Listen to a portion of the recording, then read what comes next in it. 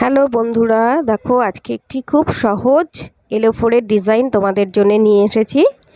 দেখো আমি আসনের একদম ওপরের থেকে কাজটা শুরু করেছি। প্রথমে একটি ফোর আমি দিয়ে নেব। দেখো 4 ঘরের এটা হবে।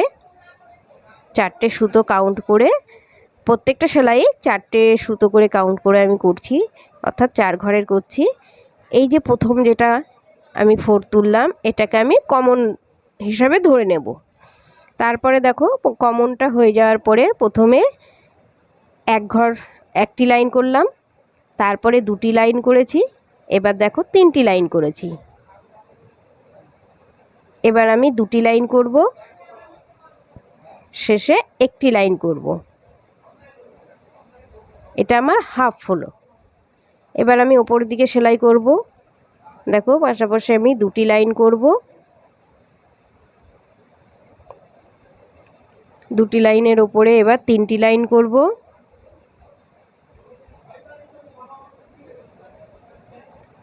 তিন লাইনের ওপরে আবারও 2 লাইন করব, তারপরে এক ঘর করব, অর্থাৎ 1 লাইন। আর এই 1 লাইনটা হচ্ছে আমার সেই কমন। আবারও শুরু করছি, এক ঘর 1 লাইন, এবার 2 লাইন, এবার 3 লাইন, এবার 2 লাইন, এবার 1 লাইন, এটাও নিচের লাইন কমন। তারপরে আবার 2 লাইন ওপরের দিকে করছি। 2 লাইনের ওপরে দেখো আবারও 3 লাইন করব, 3 লাইনের ওপরে 2 লাইন, 2 লাইনের ওপরে একটি লাইন, তার ওপরে কমনটা, কমনেও একটি লাইন। এইভাবে করে আমি পুরো আসনটা একদম বাদিক থেকে ডান দিকে গিয়ে শেষ করতে হবে। এবার দেখো একটি লাইন হয়ে যাওয়ার পরে আমি পুরোটা করে দেখাইনি, তোমাদের জাস্ট একটু বোঝানোর জন্যে ছোট করে করেছি। তারপরে দেখো এবার আমি ডান দিক থেকে শুরু করেছি, কালার চেঞ্জ করে নিয়েছি। ঠিক ওপরেরটা যেমন যেমন আছে নিচেও একই রকমভাবে আমি সেলাই করে যাব। প্রথমে একটি, তারপরে একটি, তারপরে 2 লাইন, 3 লাইন, তারপরে আবার 2 লাইন, তারপরে 1 লাইন। এবার দেখো উপরের দিকে সেলাই করব। প্রথমে 2 লাইন, তারপরে দেখো 3 লাইন,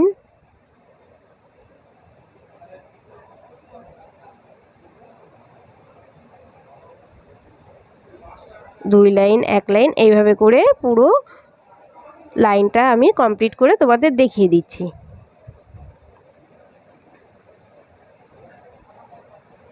আবারও দেখো এবার আমি সুতো চেঞ্জ করে নিচ্ছি, অর্থাৎ উল চেঞ্জ করে নিয়েছি, একটু অন্য কালার নিয়েছি। ঠিক একই রকমভাবে দেখো এবার আমার হলুদ উল দিয়ে সেলাই শুরু করেছি। একই রকমভাবে প্রত্যেকটা লাইন আমি সেলাই করব। এখানে নানান কালার ব্যবহার করা যেতে পারবে।